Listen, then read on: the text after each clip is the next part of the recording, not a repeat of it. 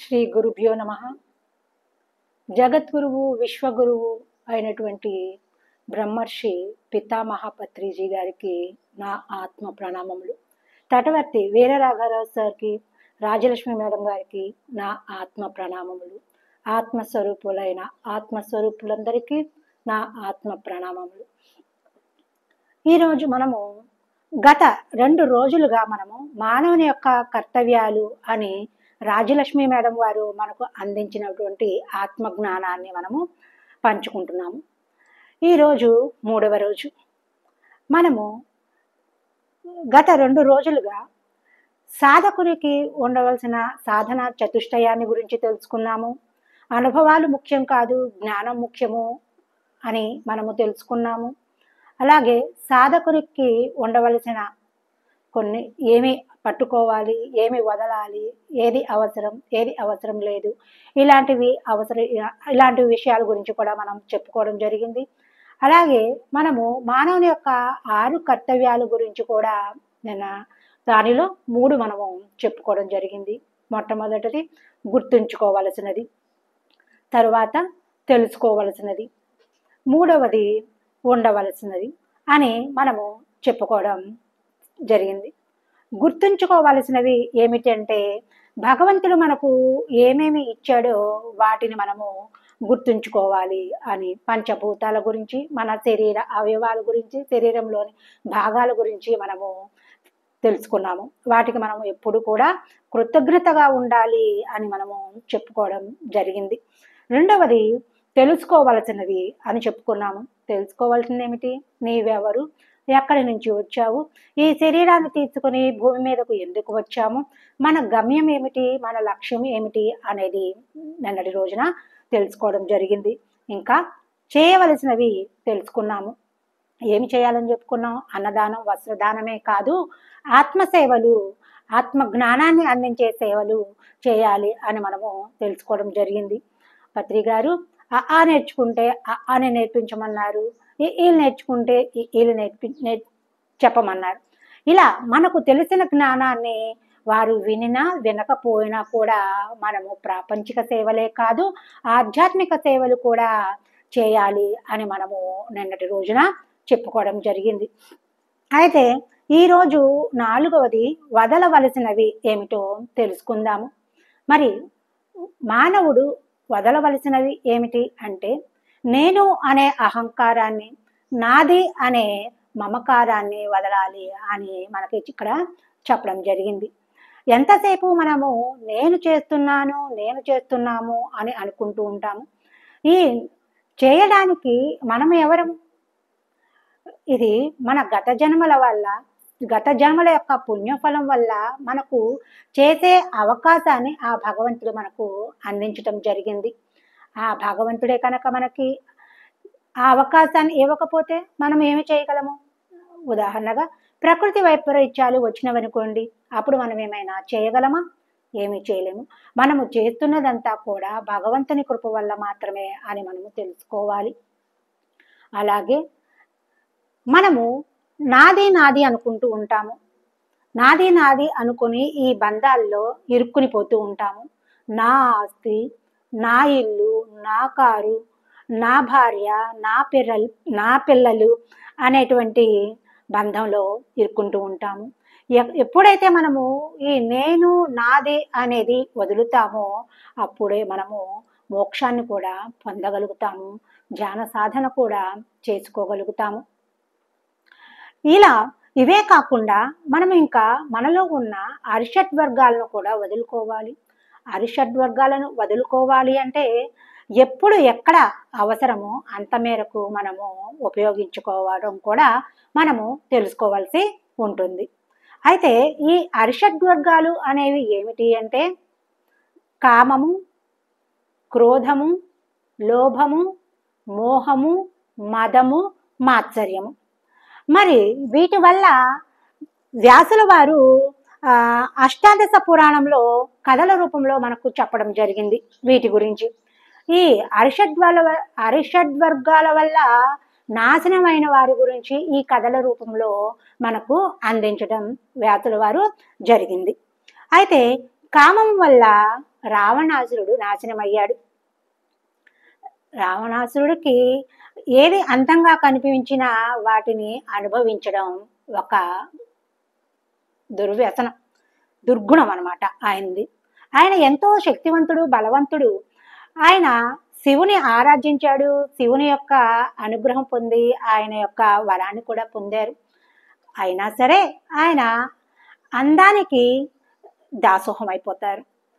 అలాగే అందమైన వాటిని తీసుకొని ఇంట్లో అలంకరించుకోవడం సరైనది, కానీ స్త్రీలను అపహరించి వారికి ఇష్టం లేకుండా తీసుకొచ్చి ఇంట్లో ఉంచుకోవడం అనేది తప్పు. స్త్రీలోలత్వం అనేది ఒక దుర్గుణం.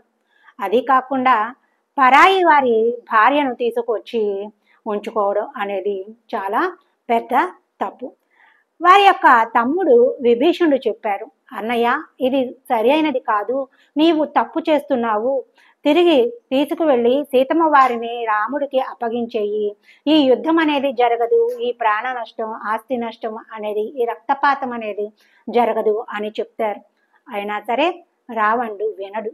దానివల్ల అతను నష్టపోవడం జరిగింది. కాబట్టి కామాన్ని మనము జయించాలి. అయితే ఎక్కడ ఉపయోగించుకోవాలో అనేది నేను మళ్ళా చెప్తాను. అయితే ఇంకా రెండవది వచ్చేటప్పటికి క్రోధం. దీనివల్ల నష్టపోయిన వాడు హిరణ్యకశిపుడు. ఇది మనందరికీ కూడా ఈ కథలన్నీ మనకు తెలిసినవే, కానీ మనం ఒక్కసారి మళ్ళీ గుర్తు చేసుకోవడమే. ఎందుకంటే మళ్ళీ మనము ఈ ప్రాపంచిక విషయాల్లో పడి వీటన్నిటిని మనం మర్చిపోయి ఎలా అంటే అలా వాడేస్తూ ఉంటాం. ఈ క్రోధము అనేది హిరణ్యకశిపుడు గురించి మనము తెలుసుకోవచ్చు. ఈయన కూడా ఎంతో శక్తివంతుడు, నక్షత్రాల గతులను కూడా మార్చేటంతటి శక్తివంతుడు. కానీ ఈయన యొక్క క్రోధము ఈయన్ని నాశనం చేస్తుంది. ఎందుకంటే హిరణ్యకశిపుడి తమ్ముణ్ణి నారాయణుడు చంపాడు అనేసి కోపంతో అన్ని లోకాల్లోనూ నారాయణుడు ఎక్కడ అని తిరుగుతూ ఉంటాడు.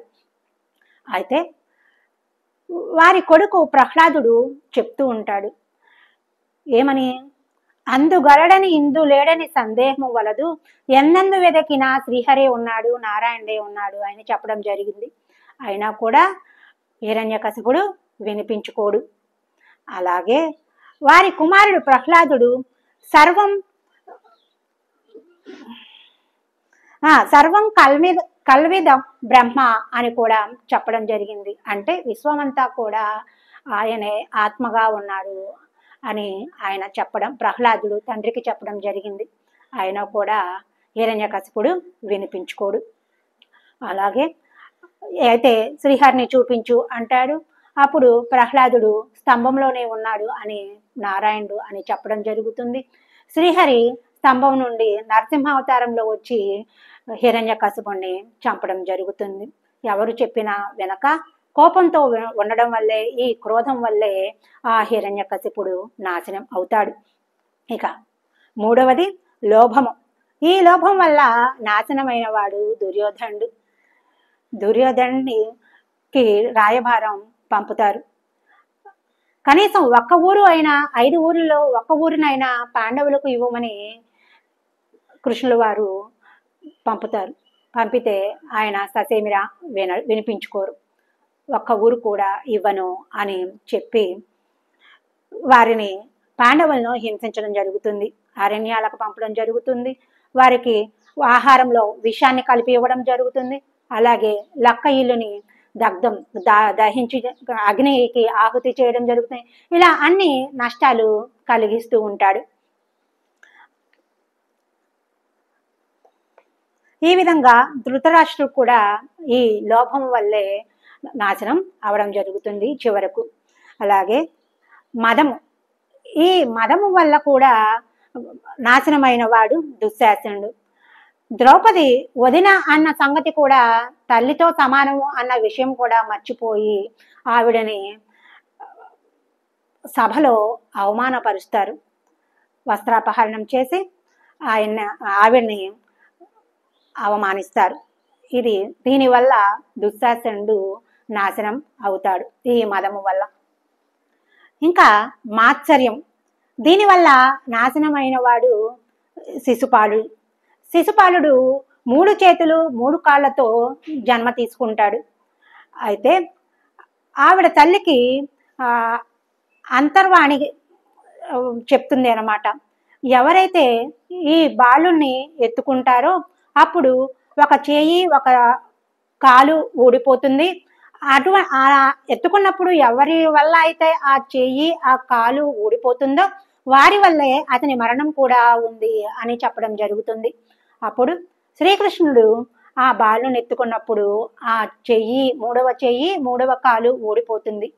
అది గమనించిన ఆ తల్లి శ్రీకృష్ణుని వేడుకుంటుంది, నీ ఎత్తుకోవడం వల్లే ఈ విధంగా చెయ్యి కాలు ఊడిపోయింది, నీ చేతిలోనే నా కొడుకు యొక్క మరణం ఉంది అని ఆకాశవాణి చెప్పింది. కాబట్టి నా కొడుకుని కాపాడవలసిన బాధ్యత కూడా నీదే కృష్ణ అని చెప్తుంది. అప్పుడు కృష్ణుల వారు 100 తప్పుల వరకు అయితే నేను క్షమించగలను, అంతకు మించి 1 తప్పు జరిగినా కూడా నేను క్షమించలేను అని చెప్పడం జరుగుతుంది. అప్పుడు సరే అని ఆవిడ అనుకుంటుంది. అయితే శిశుపాలుడు ఎప్పుడు కూడా ఈర్ష్య కలిగే ఉంటాడు. ఇక్కడ మాత్సర్యము అంటే ఈర్ష్య అన్నమాట. ఈ ఈర్ష్య వల్ల ఎప్పుడు కూడా శిశుపాలుడు శ్రీకృష్ణుని తిడుతూనే ఉంటాడు. అలా 100 తప్పులు తిట్టినా కూడా శ్రీకృష్ణుల వారు క్షమించారు. ఎప్పుడైతే 101వసారి తిట్టారో అప్పుడు శ్రీకృష్ణుల వారు ఆ శిశుపాలుని తల తీసేయడం జరిగింది. కాబట్టి ఈర్ష్య అనేది కూడా ఉండకూడదు. ఈ ఈర్ష్య ఉండడం వల్ల కూడా ఈ శిశుపాలుడు నాశనం అయ్యాడు. మరి మనము ఈ అరిషడ్వర్గాలను వల్ల నష్టపోయిన వారి గురించి తెలుసుకున్నాము. మరి సాధకులమైన మనము ఈ అరిషడ్వర్గాలను ఏ విధంగా ఉపయోగించుకోవాలి అనేది కూడా మనము ఇక్కడ తెలుసుకోవాల్సి ఉంది. అయితే మొట్టమొదటిది మనం ఏమని చెప్పుకున్నాము? కామము. కామము అంటే కోరిక వల్లే కదా రావణుడు నాశనం అయ్యాడు.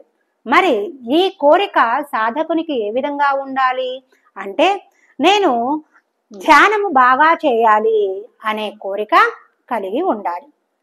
రెండవది క్రోధము దేనిపైన ఉండాలి? బద్ధకం పైన ఉండాలి.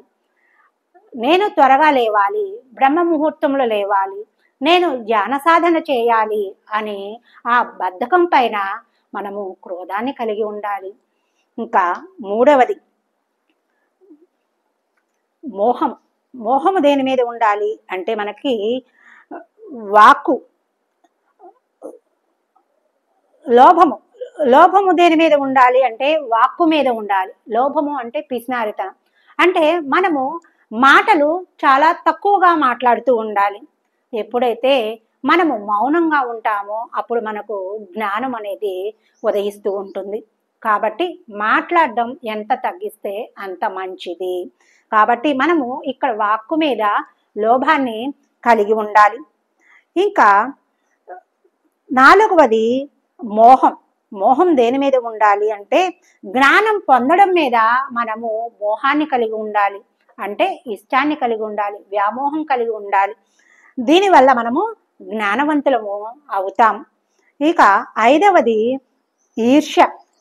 ఈర్ష్య సాధకునికి ఎలా ఉండాలి అంటే, నాకన్నా ఎదుటివారు బాగా ధ్యానం చేస్తున్నారు, బాగా ఎదుగుతున్నారు, వారు క్లాసులు చెప్తున్నారు, వారు ఆత్మపరంగా ఎదుగుతున్నారు అని వారిపైన మనము ఈర్ష్య కలిగి ఉండాలి.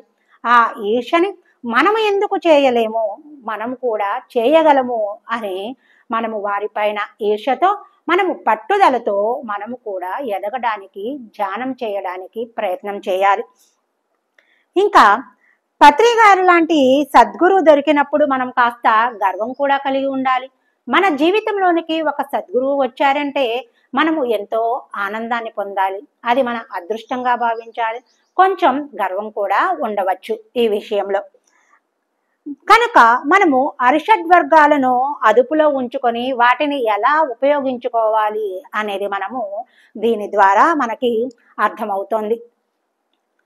అలాగే ధ్యాన మార్గంలోనికి వచ్చిన వారు దేనిని ఎలా ఉపయోగించుకోవాలో తెలుసుకోవడం జరుగుతుంది. అయితే ఈ సృష్టిలో ఎన్నో ఉన్నాయి, వాటి అన్నిటినీ మనము ఎలా ఉపయోగించుకోవాలి, ఎంతవరకు ఉపయోగించుకోవాలి, వాటి వల్ల మనకు ఎంత అవసరం ఉంది అనేది కూడా మనము తెలుసుకొని ఈ సృష్టిలో ఉన్న వాటిని మనము ఉపయోగించుకోవాలి. అలాగే ఇంకా లైట్ ఉందనుకోండి, లైట్ను కనుక్కున్నారు, అలాగే లైట్ ఉందని ఆ లైట్ని మనము దొంగతనం చేయడానికి పనికి వస్తుంది. అలాగే భగవద్గీత పారాయణం చేయడానికి కూడా మనం ఉపయోగించుకోవచ్చు. అలాగే ఒక కత్తి ఉంది, దాన్ని మనము కూరగాయలు కోసుకోవడానికి వాడుకోవచ్చు. అలాగే పీకలు కోసుకోవడానికి కూడా ఉపయోగపడుతుంది. అలాగే మనము ఈ ప్రపంచంలో ఉన్న వస్తువుల వల్ల వాటి వల్ల నష్టం ఏమిటి, లాభం ఏమిటి అని తెలుసుకొని మనము నాశనమయ్యే వాటి గురించి ఆలోచించక మనకు ఏ విధంగా ఉపయోగపడుతుంది అన్నది తెలుసుకొని మనము నిత్య జీవితంలో వాటిని ఉపయోగించుకుంటూ ఉండాలి అని ఇక్కడ మనము తెలుసుకున్నాము. ఇదండి మనకి తటవర్తి రాజ్యలక్ష్మి మేడం వారు మనకు తెలియజేసిన జ్ఞానం, ఆత్మజ్ఞానం.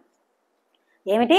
గుర్తుంచుకోవలసినవి, తెలుసుకోవలసినవి, చేయవలసినవి మరియు వదలవలసినవి అని మనము ఇక్కడ తెలుసుకున్నాము. మరి మిగిలిన 2 ఏమిటి అంటే గమనించవలసినవి, ఇంకా 6వది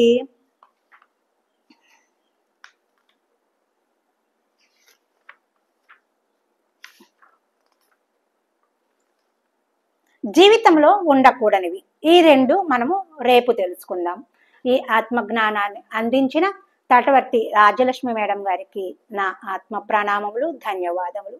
ఈ జ్ఞానాన్ని అంతా కూడా అందరికీ పంచుకుందాము. పంచుకొని ఇతరులకు కూడా మనము తెలుసుకున్న దాన్ని అందరికీ పంచాలి.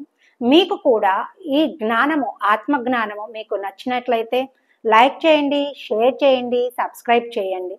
ధన్యవాదములు. Thank you.